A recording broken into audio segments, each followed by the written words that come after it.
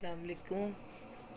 आप देख रहे हैं अपनी प्यारी रुमैसा का चैनल रुमैसा 143। रुमैसा की प्यारी बातें, रुमैसा की प्यारी बातों से प्यार भरी खुशबुएं। आज की प्यारी खूबसूरत सी बात आपके साथ शेयर करने जा रही हूँ। किसी ने पूछा मुझसे कि सबसे ज़्यादा अज़ियतनाक लम्हा कौन सा होता है। मैंने थोड़ी देर तो चुप रही, लेकिन बाद में मैंने उससे बोला कि वो दुनिया का वो सबसे अज़ियतनाक मरहला है मेरे लिए कि जिस लम्हे में औलाद को अपने माँ बाप को बुढ़ापे की हर कंडीशन में देखना पड़ जाए। जब औलाद को अपने माँ बाप के इतने जवानी के चेहरों पर ढलती हुई जुड़ियाँ उनके चेहरों पे नमूदार होना शुरू हो जाए, वो सबसे अज़ियतनाक लम्हा है औलाद के लिए। वो अज़ियतनाक लम्हा है जो हाथ अपने बच्चों को जो उंगली पकड़कर चलना सिखाते हैं, वो आज खुद अपने बच्चों की उंगलियां देखने पर मजबूर हो जाएं। वो अज़ियतनाक सबसे ज़्यादा अज़ियतनाक लम्हा मेरे लिए वो होता है कि जब हमें खिलाने वाले हाथ खुद हमारे हाथों के मुंतज़िर हों और बैठे देख रहे हों कि हमारे बच्चे कब उठेंगे और कब हमें कुछ खाने के लिए देंगे। वो अज़ियतनाक सबसे अज़ियतनाक वो लम्हा है, वो लम्हा जिस लम्हे में कि माँ बाप एक मिनट में कहें, औलाद कहे मुझे ये चाहिए और वो फ़ौरन उठ के खड़े हो जाएं। आज वो अपने बच्चों के चेहरों की तरफ देखें, किसी भी चीज़ की ज़रूरत हो, किसी वक्त भी किसी चीज़ की भी ज़रूरत हो, और वो अपने बच्चों के चेहरों की तरफ देखें और कहें कि बेटा हमें इस चीज़ की ज़रूरत है, डरते डरते। और वो यहाँ बच्चे तो फिर रौब से कह देते हैं और माँ बाप तो डरते डरते बोलें कि बेटा मुझे इस चीज़ की ज़रूरत है, मुझे ये ला दो, मुझे वो ला दो। बच्चों के मूड के मोहताज हो जाएं, वो सब वो अज़ियतनाक लम्हा है, सबसे ज़्यादा अज़ियतनाक। जैसे कि बच्चों की कोई भी बात हो, माँ बाप कवर कर जाते हैं। इसी पे एक बात याद आई कि एक दफ़ा एक बूढ़ा आदमी अपने बेटे के साथ 24 साल बेटे के साथ ट्रेन में सवारी कर रहा होता है और वो जा रहा होता है। तो रास्ते में ना 24 साल लड़का खिड़की की तरफ देख के कहता है, बाबा बाबा देखें, वो देखें बादल हमसे पीछे जा रहे हैं, बादल हमारे साथ साथ चल रहे हैं। सामने एक बैठी औरत उसके चेहरे की तरफ देखती है तो कहती, कितना पागल लड़का है, इतना बड़ा और कैसी पागलों वाली बातें कर रहा है। बाबा बाबा देखें, फिर से वो लड़का बोलता है, कहता बाबा बाबा वो देखें पेड़ हमसे पीछे जा रहे हैं, बादल हमारे साथ साथ चल रहे हैं। औरत का फिर नागवार गुजरता है और औरत फौरन उठ के ना बोलती है। तो अब फौरन उठ के ना तो उस आदमी से कहती है आप अपने बेटे का इलाज क्यों नहीं करवाते। तो वो आदमी ना चुप करके तो उसके चेहरे की तरफ देख के कहती है आप इसे किसी हॉस्पिटल में क्यों नहीं ले जाते, इसका इलाज करवाएं। तो वो आदमी आगे से कहता मैं इसको हॉस्पिटल से ही लेके आ रहा हूँ। वो उनके चेहरे की तरफ देखती है तो कहता है मेरे बेटे को 24 साल बाद आंखें मिली हैं, नई आंखें मिली हैं, इससे पहले नज़र नहीं आता था। तो आज इसको मैं पहली दफ़ा हॉस्पिटल से घर लेके जा रहा हूँ, तो इसीलिए ये ऐसे कर रहा है। औरत अपने सलूक पे, अपने कहने पे शर्मिंदा सी हो जाती है और वो कहती है कि माफ़ कीजिएगा भाई, मेरे से गलती हो गई। कभी ज़िंदगी में बग़ैर कुछ देखे सोचे समझे मुंह से कोई फजूल बात ना निकालें।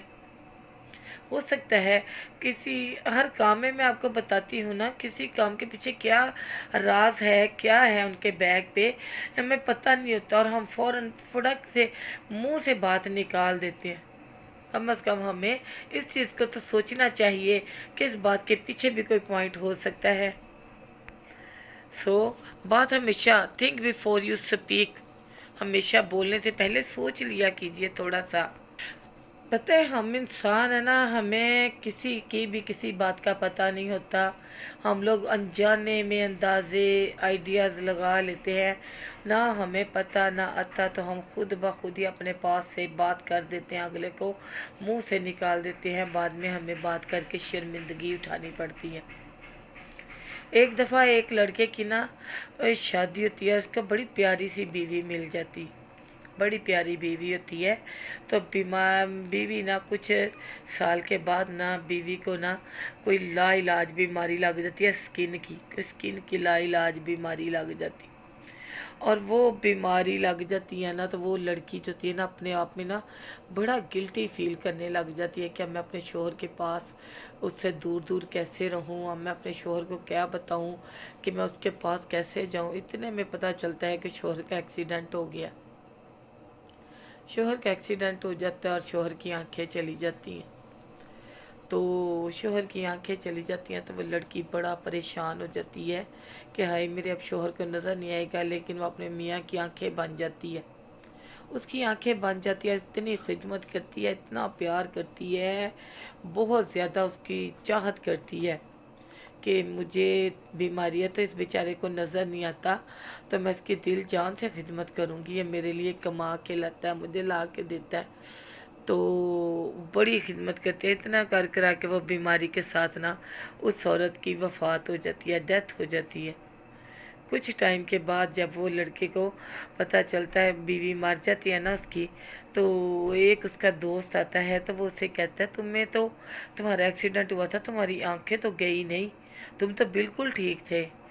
वो कहता है हाँ मैं ठीक तो था, लेकिन मेरी बीवी को वो बीमारी थी कि मेरी बीवी अपने आप में बड़ा गिल्टी फील करती थी। मैंने उसे यही शो करवाया कि मुझे कुछ नज़र नहीं आता, तो वो मेरे साथ इस तरह खुशहाली में मेरे साथ रह रही थी। तो आज अल्लाह का हुक्म, अगर वो अल्लाह पाक के पास चली भी गई है तो मैं अपने आप में मुतमईन हूँ कि मेरी बीवी को मुझसे कोई गिला नहीं होगा, या मेरी बीवी मेरे से नाराज़ ना अनहैप्पी तो नहीं गई। देखिए कभी कभी हमें किसी का दिल रखने के लिए अपने एहसासात को भी मारना पड़ जाता है, अपने एहसासात की भी कुर्बानी देनी पड़ जाती है। आप ये देखें कि जब हमारे वालिदैन बूढ़े हो गए हैं ना, तो आप उनकी ट्रीटमेंट पहले से ज़्यादा अच्छी कर दें, आप उनके साथ अच्छा सलूक करें, अपने अल्फाजों पे गौर करें। कम अज़ कम आपके किसी अल्फाज से उन्हें कोई दुख तो नहीं हो रहा, वो परेशान तो नहीं हो रहे, वो आपको आपके रवैये आपके सलूक महसूस तो कर रहे हैं ना।